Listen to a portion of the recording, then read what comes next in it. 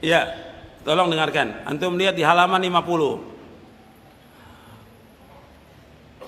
An Abi Bazzah radhiyallahu an qala Rasulullah sallallahu alaihi wa ala alihi wasallam la tazulu qadama 'abdin yaumal qiyamati hatta yus'ala an umrihi fima afna wa an ilmihi fima fa'ala wa an malihi min aina iktasaba wa fima anfaqa wa an jismihi fima abla. Akhrajahu Tirmidzi wa qala Tirmidzi hadza haditsun hasanun sahih. Dari Abu Barzah Al-Aslami radhiyallahu anhu, ia berkata, telah bersabda Rasulullah sallallahu alaihi wasallam, tidaklah bergeser kedua kaki seorang hamba pada hari kiamat nanti sampai ditanya tentang 4 perkara. Yang pertama akan ditanya oleh Allah SWT tentang umurnya, dihabiskan untuk apa. Yang kedua ditanya tentang ilmunya, diamalkan atau tidak. Yang ketiga akan ditanya tentang hartanya, dari mana dia peroleh dan kemana dihabiskan. Dan yang keempat akan ditanya tentang tubuhnya, capeknya, lelahnya, letihnya untuk apa. Jadi akan ditanya oleh Allah SWT 4 pertanyaan. Hadis ini Imam Tirmidzi, dan Tirmidzi berkata hadis ini hasan sahih. Hadis ini disahihkan oleh Tirmidzi, disahihkan juga oleh Syekh Al-Albani dalam silsilah hadis as-sahihah. Anda perhatikan di sini. Tolong perhatikan semuanya. Nabi SAW bersabda, tidaklah bergeser kedua kaki seorang hamba pada hari kiamat, melainkan akan ditanya oleh Allah tentang 4 perkara.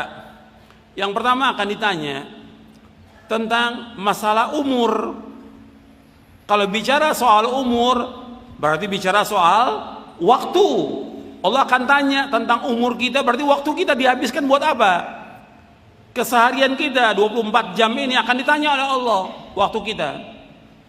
Apa yang kita lakukan dalam sehari ini akan ditanya oleh Allah.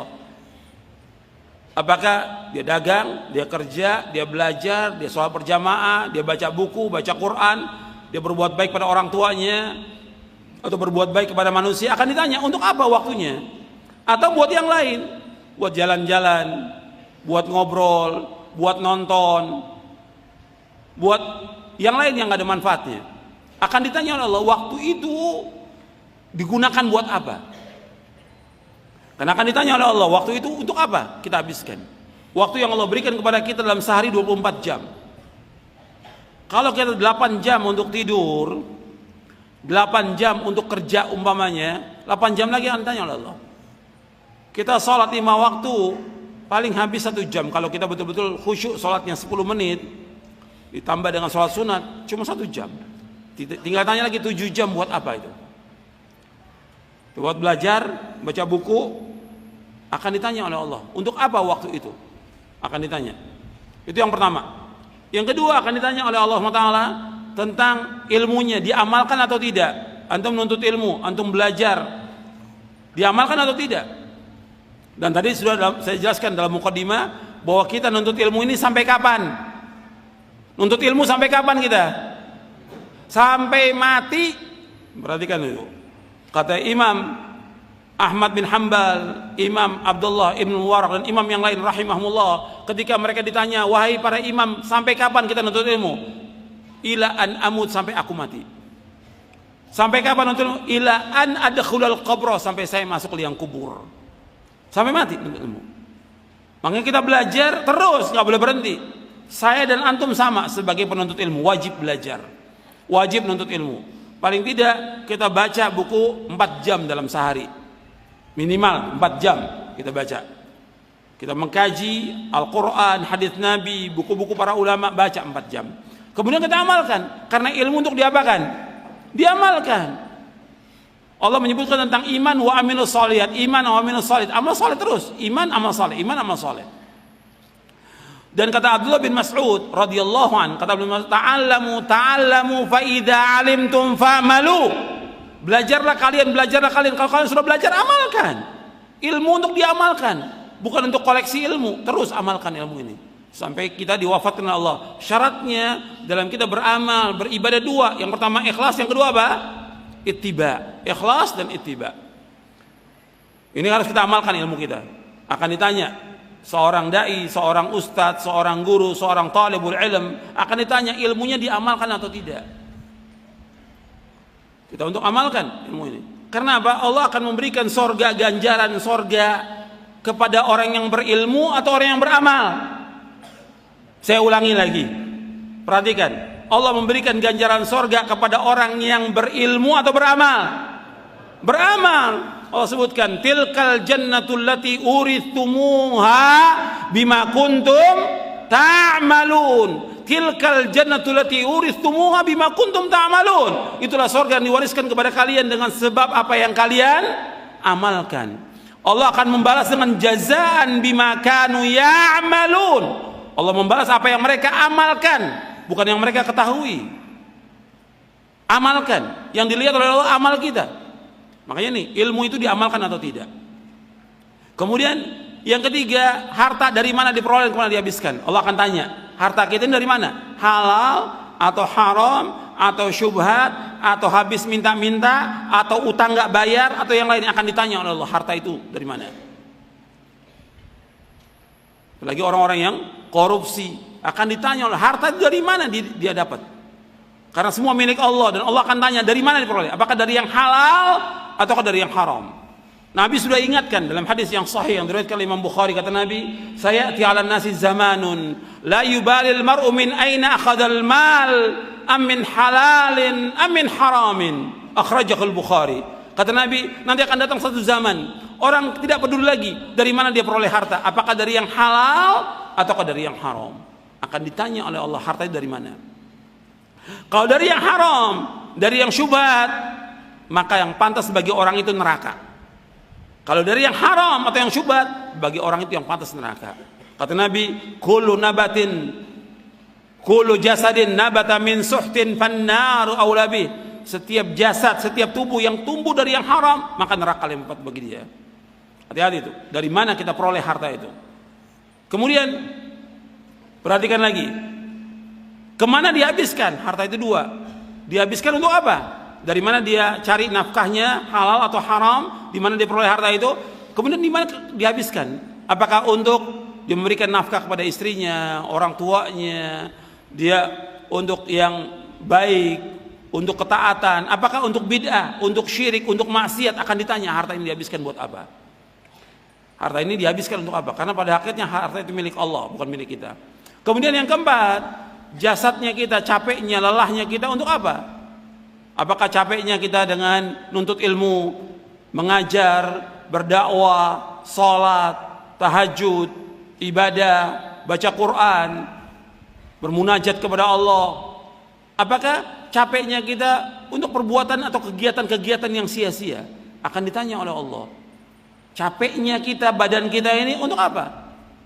Kalau capeknya, lelahnya kita dalam rangka taat kepada Allah, ibadah kepada Allah, manfaat selama kita ikhlas. Tapi kalau capeknya bukan untuk yang manfaat, yang sia-sia, maka kita rugi. Jadi perhatikan, ini masalah waktu betul-betul untuk gunakan sebaik-baiknya. Jangan sampai sia-sia waktu kita. Dan kita akan ditanya oleh Allah tentang waktu kita. Sekarang kita akan bahas, setelah kita melihat fenomena penyanyian waktu yang dilakukan oleh manusia. Saya sebutkan kurang lebih ada 18 fenomena yang sudah saya sebutkan poin-poinnya. Nggak perlu saya baca, karena yang penting poin-poinnya itu banyak dilakukan oleh manusia sia-sia. Ini kalau saya sebutkan begini, bukan hanya orang awam yang melakukan sia-sia ini. Bukan hanya orang awam, Anda perhatikan ya. Ketika saya sebutkan penyanyian waktu yang dilakukan oleh manusia, bukan hanya orang awam, terkena kepada para penuntut ilmu, terkena kepada para dai, terkena kepada para ustadz, terkena juga kepada ulama. Banyak para dai juga yang menyanyikan waktunya dengan sia-sia.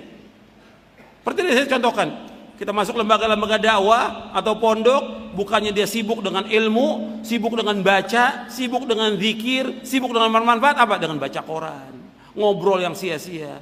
Hatta dai-dai juga banyak yang menyanyikan waktunya dengan sia-sia. Banyak.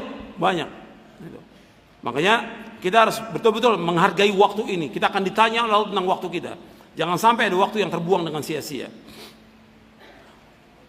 Bahkan juga kadang-kadang kita nggak sadar seorang dai ditelepon, ditanya oleh banyak orang yang dia bukan kapasitas untuk menjawab semua pertanyaan. Habis waktunya dia. Yang waktunya kita ini sibuk dengan belajar. Saya dan antum sama. Kita nih sebagai talibul ilm harus sibuk belajar, sibuk baca. Kita nih baca kitab, baru berapa kitab kita tamatkan? Baru berapa kitab? Belum sampai ribuan kitab. Kalau kita bandingkan dengan para ulama terdahulu, kita jauh-jauh sekali antara langit dan bumi. Antum lihat Ibnul Jauzi dalam kitabnya Saidul Khatir, dia mengatakan saya masih muda di Baghdad itu baca 20.000 jilid kitab. Masih muda, 20.000 jilid kitab. Belum seperti kitab yang sekarang, tulisannya sudah bagus, dicetak dengan bagus. Masih tulisan tangan dulu. Tulisan tangan dan juga kertasnya nggak rapi seperti sekarang. Itu 20.000 jilid kitab dibaca. Imam Ibnul Jauzi, bukan Ibnu Qayyim, Imam Ibnul Jauzi dalam kitabnya Saidul Khatir. Kita satu kitab juga belum tamat baca. Bahkan yang berani lagi, yang keterlaluan, ada orang yang baca kitab aja belum tamat, belum bisa bahasa Arab, dakwah, ngajar, nggak boleh, nggak punya hak sama sekali dia untuk dakwah. Karena banyak yang tampil dai-dai yang nggak ngerti, dai karbitan, yang nggak ngerti agama, ceramah. Ini ngerusak agama, orang-orang seperti ini, ngerusak agama. Nggak boleh dalam Islam. Orang yang berdakwah wajib dia menuntut ilmu, nggak boleh dia berdakwah tanpa ilmu. Apalagi bekas pelawak, bekas penyanyi mau dakwah, nggak boleh. Belajar dulu. Bekas pendeta, mantan pendeta, wajib dia belajar agama, Al-Quran wa sunnah ala fahmi salaf, sampai dia menguasai baru dia berdakwah. Gak punya hak sama sekali dia berdakwah. Karena apa? Allah menyatakan demikian dalam Al-Quran. Antum lihat dalam surah Yusuf, surah 12 ayat 108. Allah berfirman, "Qul hadhihi sabili ad'u ila Allahi ala basiratin ana wa man ittaba'ani wa subhanallahi wa ma ana minal musyrikin." Qul hadhihi sabili, katakanlah inilah jalanku, ini manhajku, ini sunnahku. Ad'u ila Allah, aku mengajak manusia ke jalan Allah. Ala basiratin, ala ilmin wa yaqinin, dengan dasar ilmu dan keyakinan. Ana wa man ittaba'ani, aku dan orang-orang yang mengikuti aku. Wa subhanallah, maha suci Allah, wa ma ana minal musyrikin, dan aku tidak termasuk orang berbuat syirik. Ya, dakwah harus dengan ilmu. Dakwah ala basirah, dengan dasar ilmu. Enggak boleh orang berdakwah tanpa ilmu, dan itu nasihatnya para ulama. Enggak boleh. Yang sekarang ini dianggap gampang dakwah ini. Apalagi menisbatkan diri kepada salaf, padahal enggak ngerti agama. Pejabat sekarang sudah berdakwah. Baru punya jenggot sedikit sudah dakwah. Kapan dia ngajinya? Kapan nuntut ilmunya? Sudah berdakwah. Nggak punya hak sama sekali dia berdakwah. Yang berhak dakwah orang yang punya ilmu, menguasai Quran, menguasai sunnah, ala fahmi salaf, baru dia berdakwah. Kalau kita lihat kerusakan dakwah yang ada karena muncul orang-orang yang tidak berilmu, yang nggak punya faham. Mantan penyanyi, dia harus belajar dulu. Mantan pelawak, belajar dulu. Atau dia bekas apa lagi?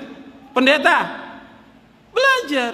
Bukan dia suruh ceramah, cerita tentang dirinya. Nggak boleh dalam Islam.